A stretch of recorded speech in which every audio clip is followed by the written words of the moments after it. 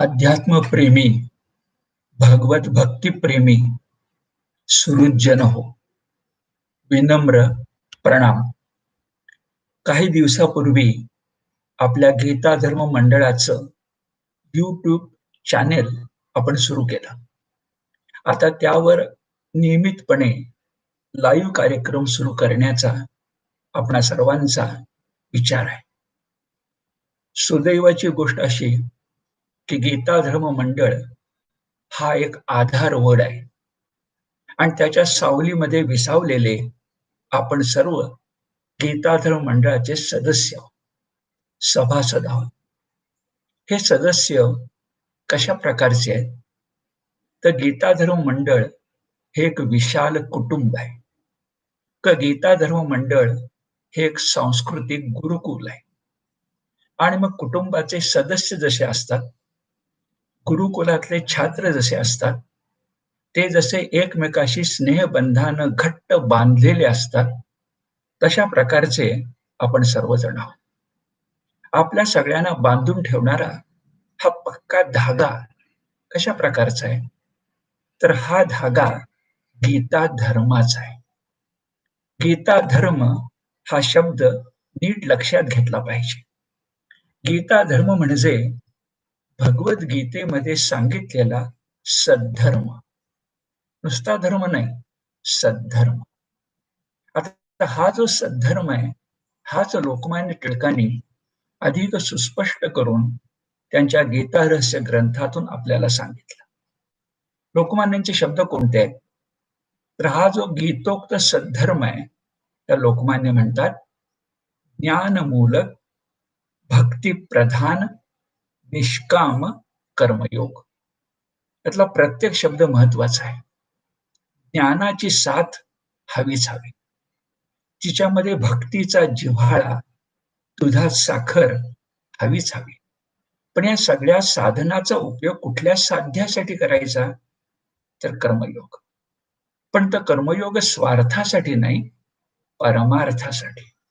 म्हणजेच निष्कामतेची, संन्यस्त वृत्तीची, मी नव्हे तर आम्ही हा विचार करणारी स्थिती तिथं असायला पाहिजे. पण लोकमान्याचे शब्द फार महत्वाचे आहेत. ज्ञानमूलक, भक्तिप्रधान, निष्काम कर्मयोग. पण घडतं काय?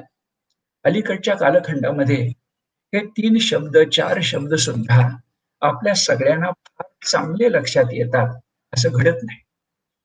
मग विचार करताना जाणवतं की समजा हे लोकमान्यांचे शब्द 100 वर्षापूर्वीचे, कदाचित ते आज आपल्याला कळत नसतील, नेमके समजत नसतील, तर लोकमान्यांच्या पुढच्या पिढीतले एक अभ्यासक आणि आपल्या गीता दर्शन या सांस्कृतिक मासिकाचे एक मान्यवर लेखक सकृत देवधर यांनी गीता धर्म आणि गीता धर्मी याबद्दल तुलनेनं सोप्या भाषेमध्ये काही गोष्टी सांगितल्या.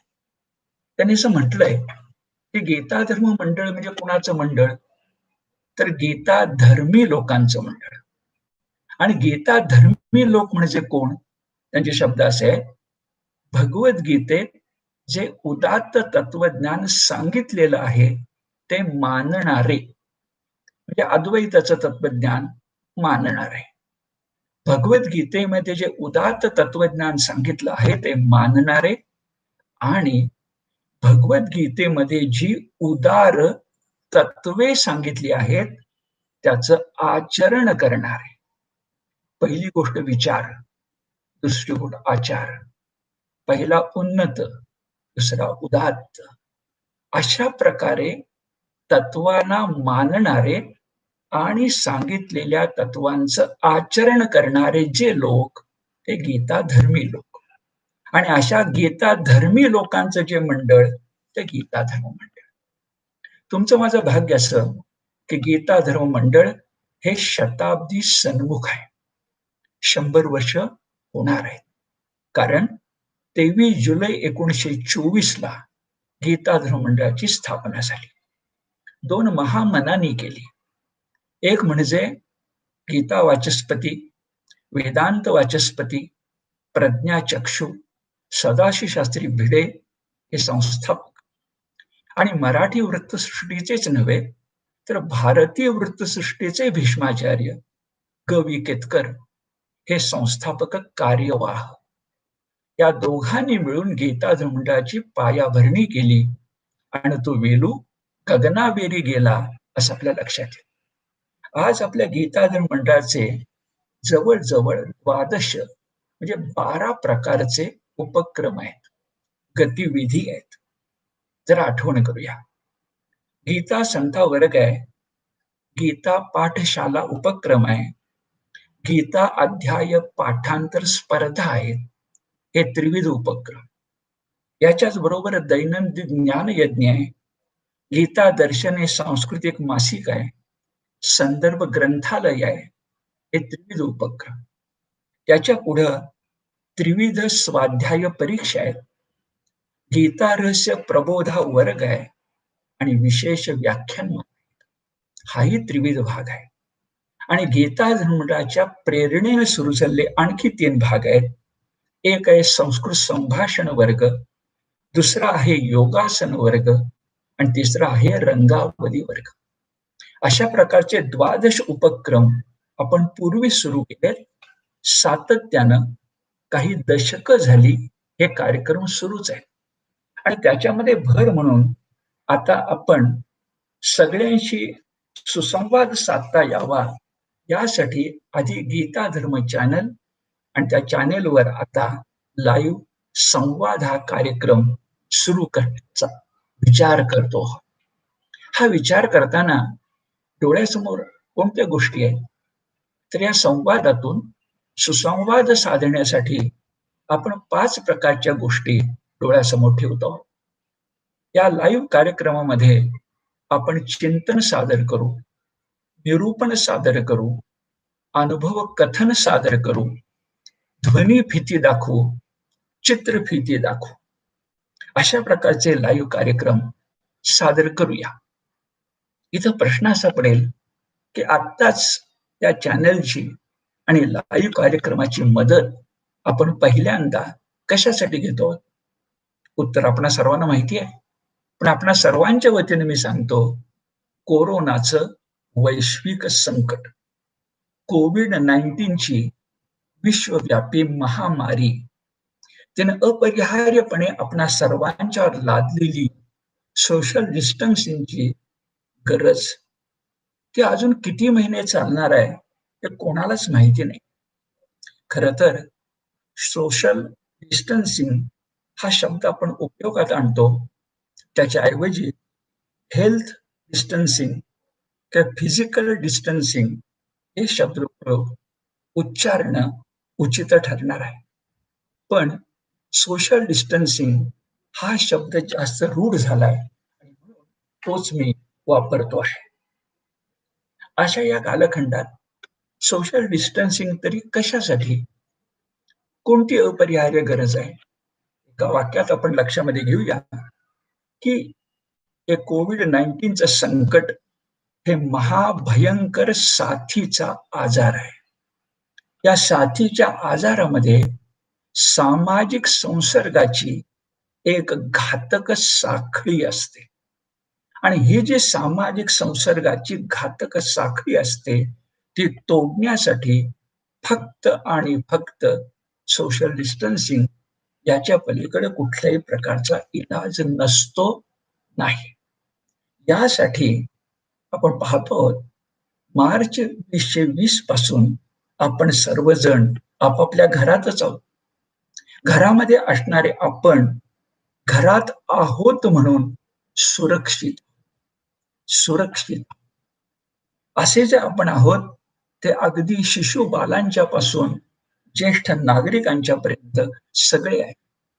आणि काळ पुढे जातोय, वाढतोय, पण ज्येष्ठ नागरिकांना, ज्येष्ठांना आणि किती काळ असं घरामध्ये थांबावं लागेल याचा काही अंदाज येत.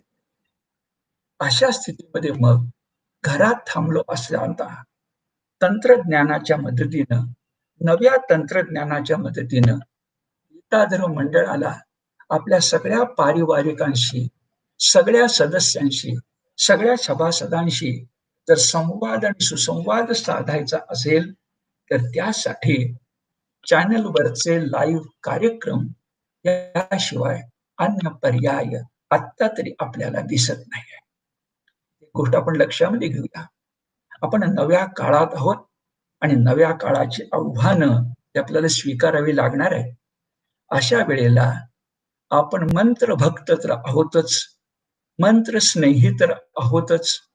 मुळात भगवद्गीता हीच मुळी मंत्र भगवती तर आहेच. पण तुम्हाला मला या मंत्राबरोबर नव्या काळामध्ये तंत्रस्नेही व्हावं लागेल. इंग्रजीमध्ये ज्याला टेक्नो सॅव्ही असं म्हणतात, ते आपल्याला व्हावं लागेल. मला आठवतं, जुन्या काळात आपल्या पाठ्यपुस्तकात एक बोलका ढलपा नावाची गोष्ट होती. तिचा उल्लेख करायला हरकत नाही. काय हा बोलका ढलपा? तर एका कोणातरी मोठ्या व्यक्तीला दुसऱ्या मोठ्या व्यक्तीकडे एक महत्वाचा निरोप पाठवायचा होता.